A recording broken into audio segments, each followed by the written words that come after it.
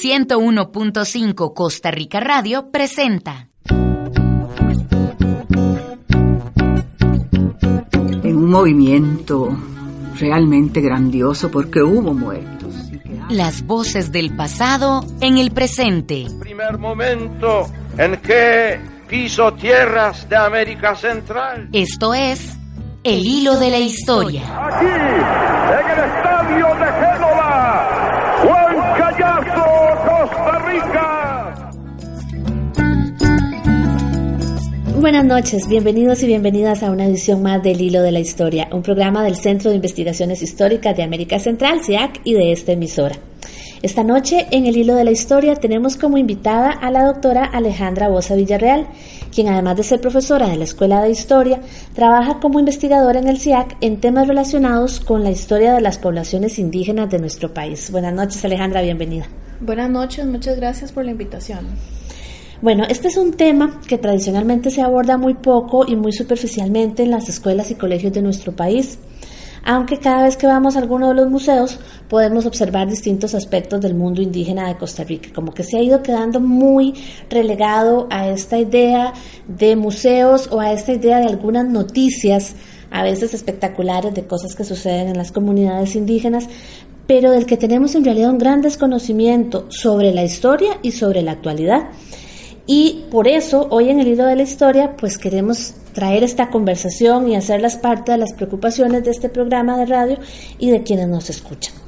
Las razones por las que hemos invitado a la profesora Boza es porque desde antes de realizar sus estudios doctorales en la Universidad de Pittsburgh, ella se ha dedicado al desarrollo de este tema y hoy queremos hablar de Talamanca, posiblemente el más icónico de las regiones indígenas de nuestro país. Bueno, cuando uno piensa en Talamanca, en pueblos indígenas y en estudiar las dinámicas de estas poblaciones, por lo general piensa en antropología. ¿Cómo es que usted como historiadora se interesa y se involucra en este tema? Bueno, una de las problemáticas que hay con esta idea de que para estudiar indígenas solo se hace desde la antropología es quizás una herencia de la manera en la que en el siglo XIX se pensaron las disciplinas. Y la idea del siglo XIX era que las poblaciones nativas de los distintos continentes no tenían historia, porque no cambiaban, no evolucionaban, no se desarrollaban, sino que eran primitivos, que estaban en un estado permanente de casi de infancia y de no había transformación, por lo tanto no había civilización.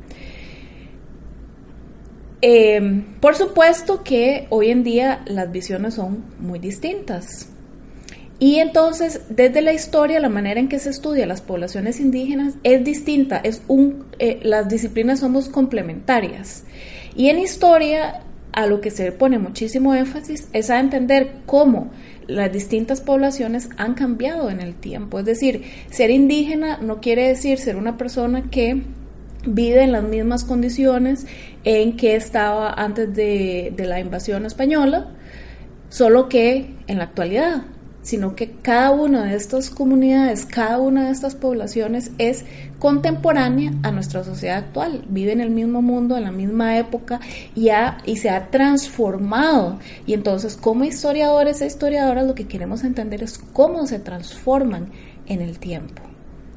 Eso me parece súper interesante también de dejarlo claro, ¿verdad? Porque estamos hablando de una comunidad, de una población con las mismas características de cambio histórico, ¿verdad? De cualquier otro grupo humano y no exactamente como estas piezas de museo.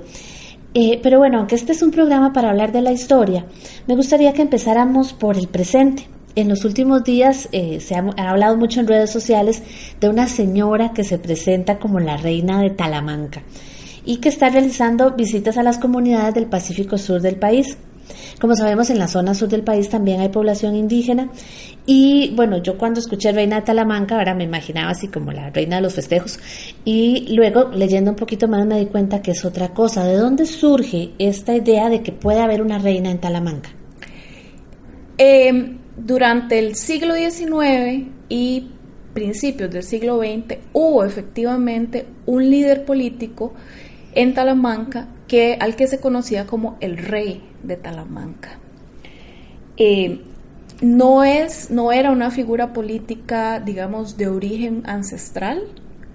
La figura como cacique principal, era como se le llamaba, o rey, en realidad había surgido como una figura significativa a principios del siglo XIX. Era particular porque logró tener poder sobre todo el territorio, tanto de Bribris como de Cabécares, y quizás incluso algún poder político sobre los teribes o nazos que hoy están en territorio panameño. Recordemos que hasta 1941 había una gran disputa de si Talamanca y zonas aledañas pertenecían a Costa Rica o a Panamá. Entonces, ese límite no quiere decir que las poblaciones indígenas reconocieran que había una frontera, ¿verdad? Entonces, este rey tenía autoridad política sobre estas poblaciones. No quiere decir que no hubiera otros líderes, había otros caciques menores para zonas más pequeñas.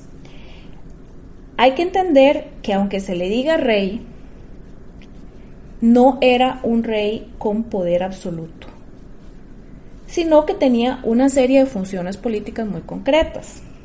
Primero, había sido líder militar máximo porque Talamanca había sido una zona de guerras constantes entre distintos grupos indígenas.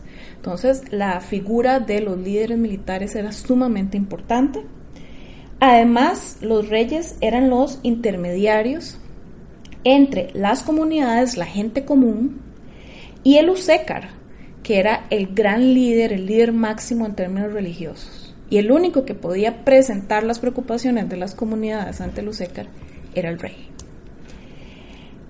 Además, gozaba de una serie de privilegios sociales, es decir, si llegaba, por ejemplo, a un palenque, se le ofrecía la mejor hamaca, o se le ofrecía chocolate en vez de chicha, y tenía otra serie de privilegios de reconocimiento de su autoridad, y finalmente cumplía el papel de intermediario en las distintas disputas. Entonces, generalmente se acudía al rey para que tomara una resolución sobre las disputas internas.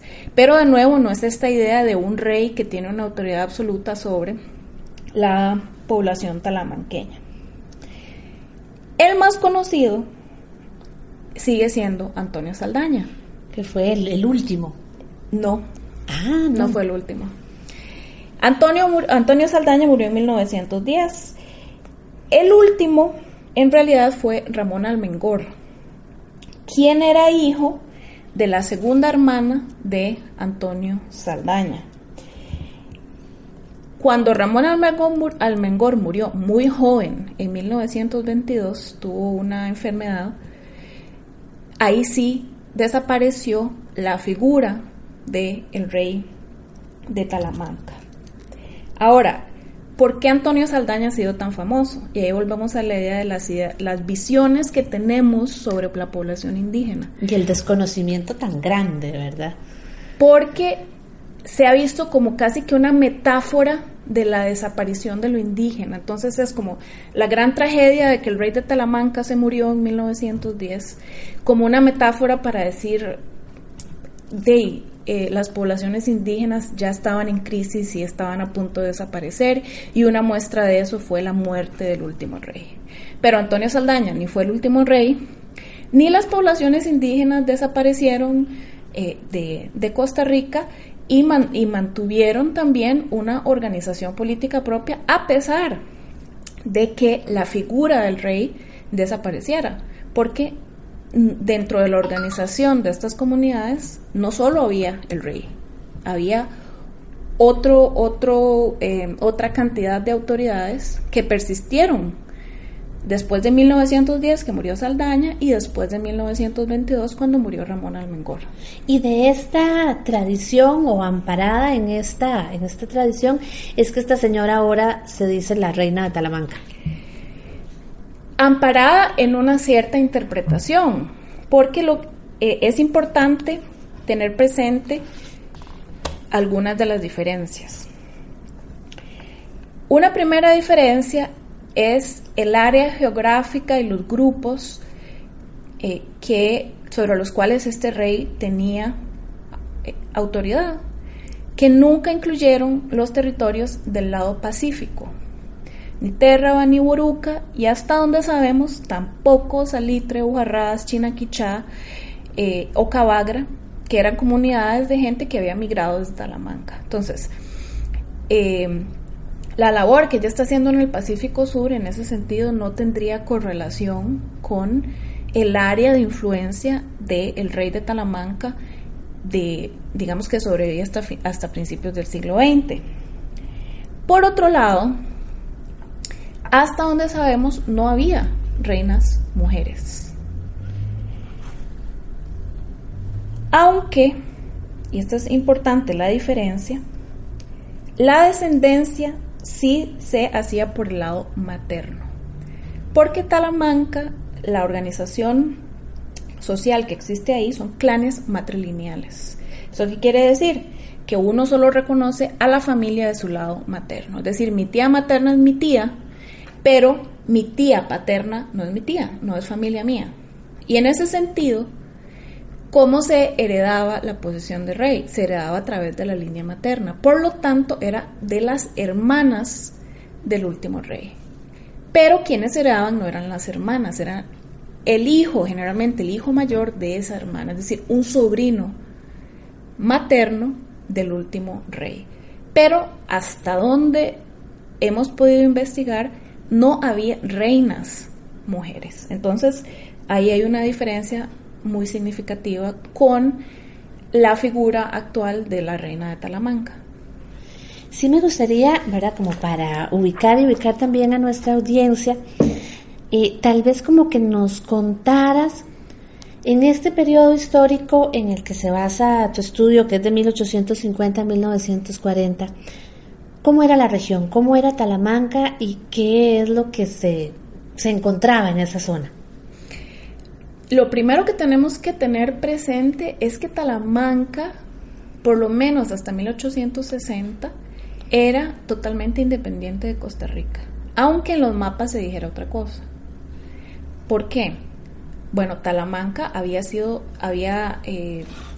rechazado los intentos de control de la monarquía hispánica, nunca fue controlada en esa época, y no fue sino hasta 40 años después de la independencia que el Estado costarricense logró empezar a tener algún control sobre la zona. Entonces, hasta 1860 era totalmente independiente. Y por eso es que persiste esta estructura, esta organización política y cultural propia de Talamanca, prácticamente hasta la actualidad, aunque algunas de esas autoridades hayan desaparecido, pero no todas.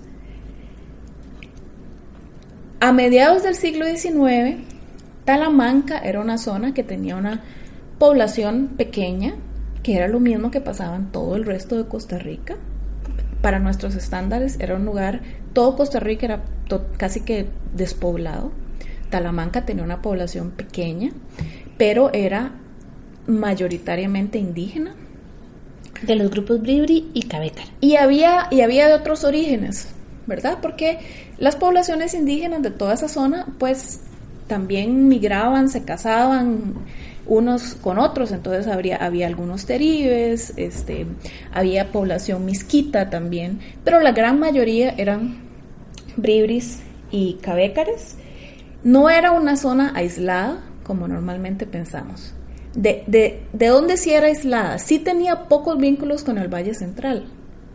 Pero si nosotros nos quitamos la idea de que Costa Rica es el Valle Central, Talamanca era otra parte de Costa Rica que se vinculaba principalmente con todas las poblaciones indígenas vecinas del lado panameño, con los indígenas del lado pacífico, tenían un comercio constante con Térraba y con Boruca, y también con el mundo caribeño. Entonces en Talamanca, por ejemplo, se exportaba hule y zarzaparrilla en esa época a través de la costa del Caribe, y de ahí se iba a Belice, se iba a Jamaica, o se iba a Bocas del Toro, y llegaba finalmente a los mercados europeos. Entonces Talamanca no era un mundo cerrado en sí mismo, como protegiéndose dentro de un cascarón, sino que estaba muy vinculado con otras regiones, solo que no estaba vinculado con el Valle Central. Y no estaba vinculado con el Valle Central porque los caminos y los medios de comunicación estaban en muy mal estado. Realmente, hasta mediados del siglo XX, era sumamente difícil llegar del Valle Central a Talamanca. Bueno, yo creo que ese panorama nos abre las puertas para que empecemos a hablar ya de cómo eran todas esas estructuras propias, pero vamos a aprovechar en este momento para hacer una pausa y ya casi regresamos. El hilo se hilvana, se zurce, se enreda, se suelta y continúa, se teje y se hace trama. Vamos a una pausa y ya regresamos con El hilo de la historia.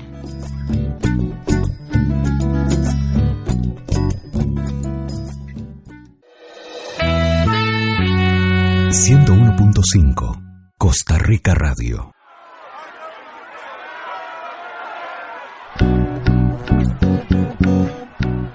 Todos somos hilos en la trama del tiempo.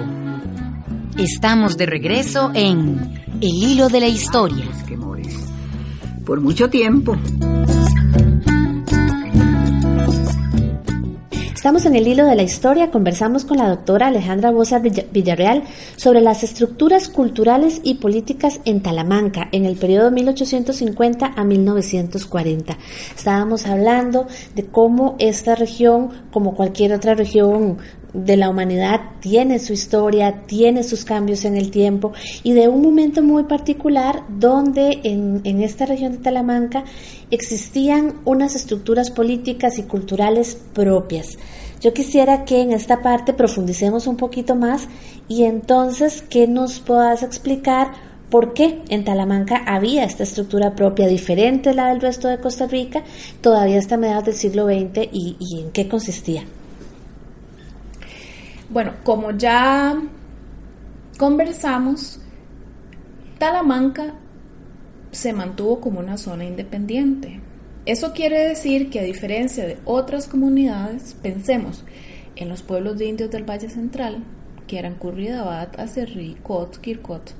Todos esos, como habían sido controlados por los españoles habían reorganizado la estructura política propia. Aún así, esos pueblos mantuvieron sus particularidades, pero como Talamanca nunca fue reorganizada, porque nunca fue controlada, mantuvo sus estructuras particulares. Un elemento de esa estructura era la figura de la que ya hemos hablado, que es el rey. El rey fue importante, muy importante, en parte porque fue la figura política de... Ahorita voy a explicar, digamos, quiénes más había, pero entre todas esas distintas figuras que tenían poder político y poder cultural y ritual y religioso, el Estado escogió al rey como su contraparte. Entonces fue el único al cual el Estado costarricense, por unos poquitos años, le dio un poder formal. O sea, el Estado lo reconoció en calidad de funcionario estatal, en calidad de autoridad no solo indígena, sino también de autoridad estatal en la zona, y eso fue a partir de 1871, cuando se nombró al rey Santiago Mayas como jefe político de Talamanca. Es decir, no solo era rey, que era un título y una posición reconocida dentro del mundo indígena, sino que además era jefe político. Y en esos términos el Estado costarricense sí lo reconocía. Ahora, esto fue por poquito tiempo. 2 décadas después, en 1885, el Estado ya había consolidado su poder en Talamanca lo suficiente como para decidir que ya el jefe político ya no iba a ser indígena. Ahora iba a ser una persona no indígena que el Estado iba ahora sí a nombrar según sus criterios, y podía nombrar y podía remover del cargo, porque a los reyes no los podía remover porque bueno, No había que esperar a que muriera uno y subiera el heredero. Entonces, ese cambio se hace a partir de 1885.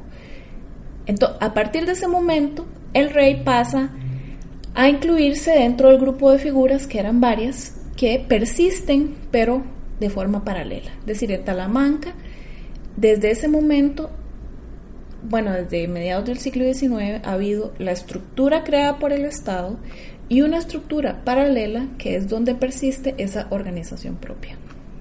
El rey, por un ratito, fue parte de esa estructura estatal formal, y hasta 1922, de 1885 a 1922, volvió, digamos, a esa posición en la cual se sabía que eran muy poderosos, pero no tenían ningún reconocimiento oficial del Estado costarricense. Qué increíble, ¿verdad? Esta forma en la que el Estado ignora y obvia, ¿verdad?, las estructuras propias. Pienso en la actualidad en las asociaciones de desarrollo y los conflictos que siguen existiendo, porque no son exactamente las estructuras propias de las comunidades.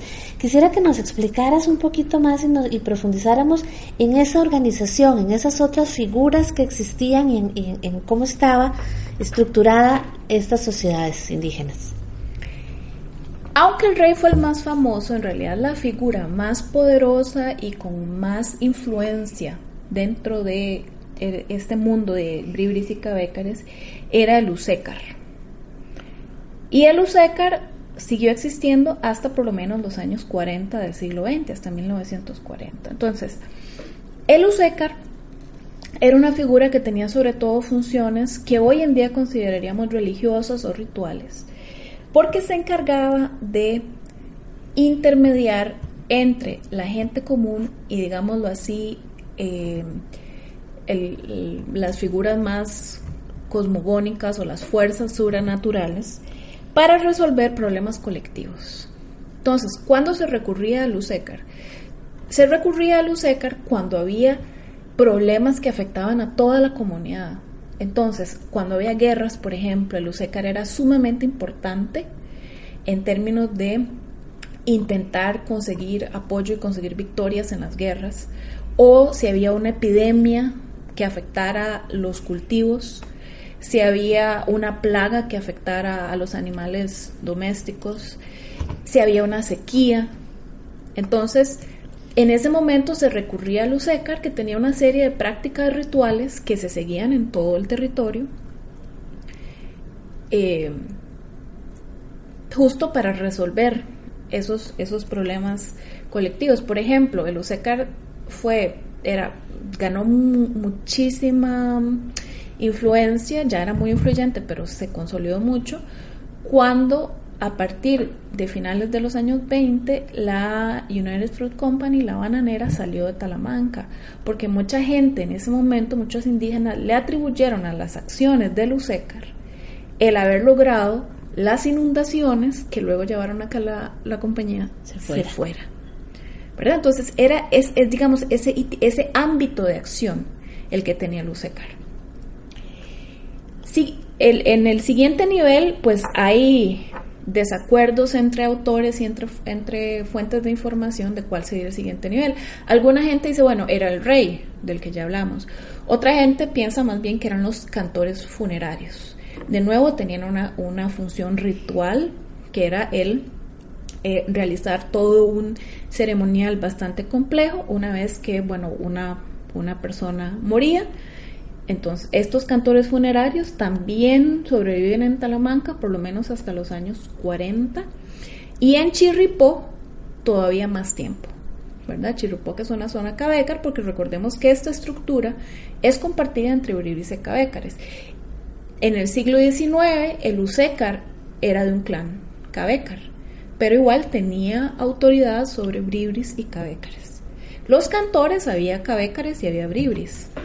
Entonces, en la zona bribri de Talamanca, en Talamanca, en la parte bribri y cabécar, a partir de 1940 ya no se encuentran más cantores, pero por algunos años más sí hubo cantores en Chirripó.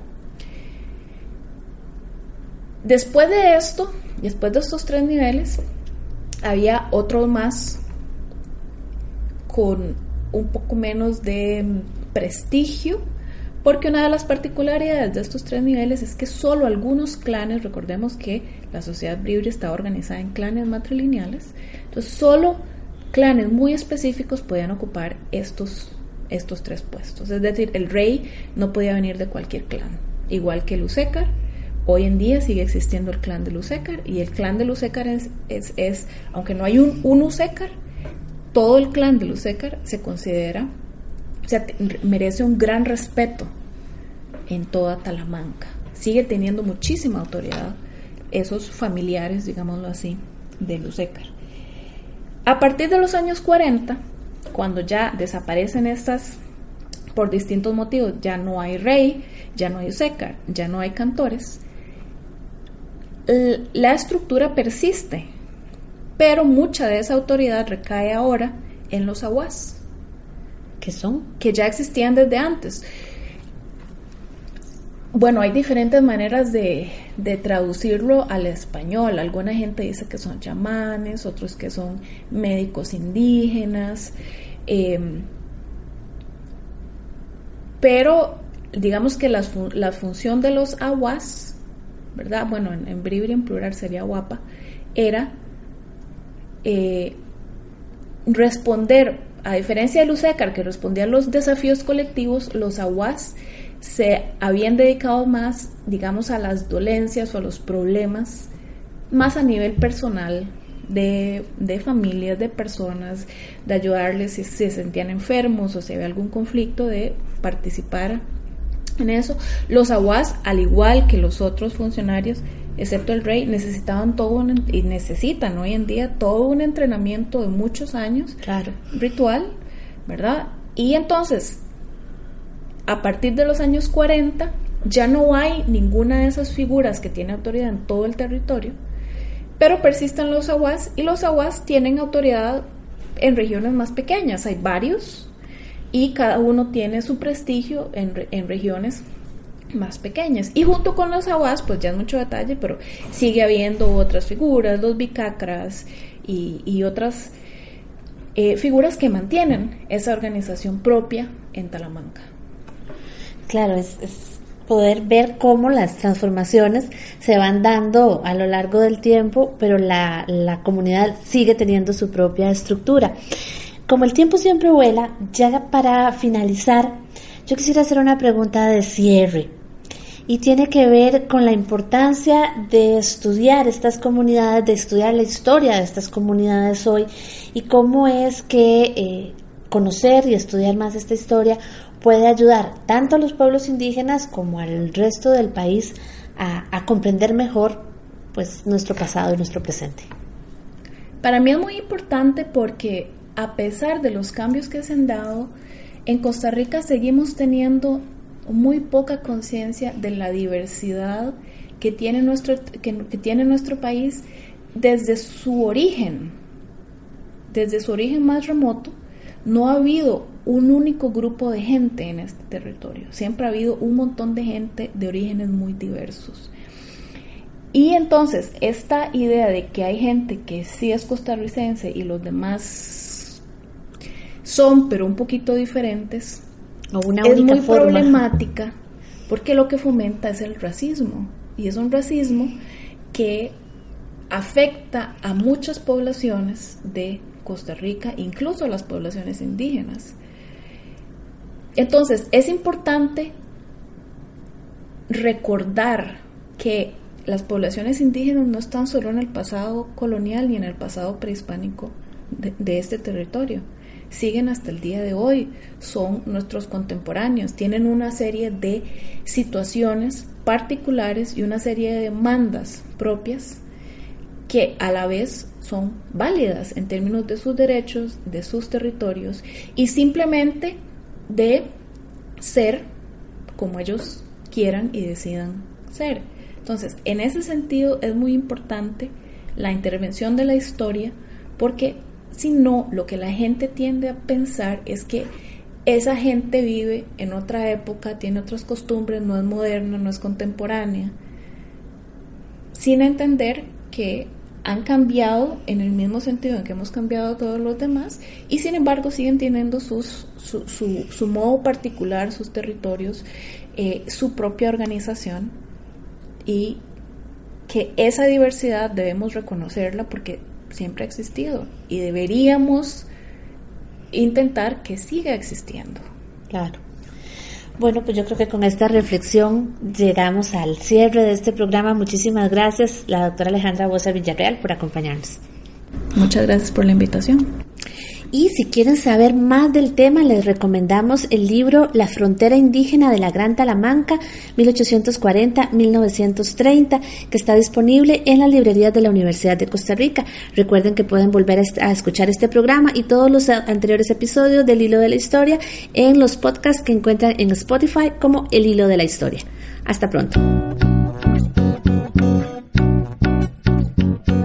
El Hilo de la Historia es una producción del Centro de Investigaciones Históricas de América Central y 101.5 Costa Rica Radio.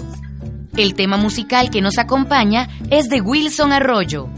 Te esperamos el próximo jueves a las 7:30 de la noche y te invitamos a seguirnos por redes sociales.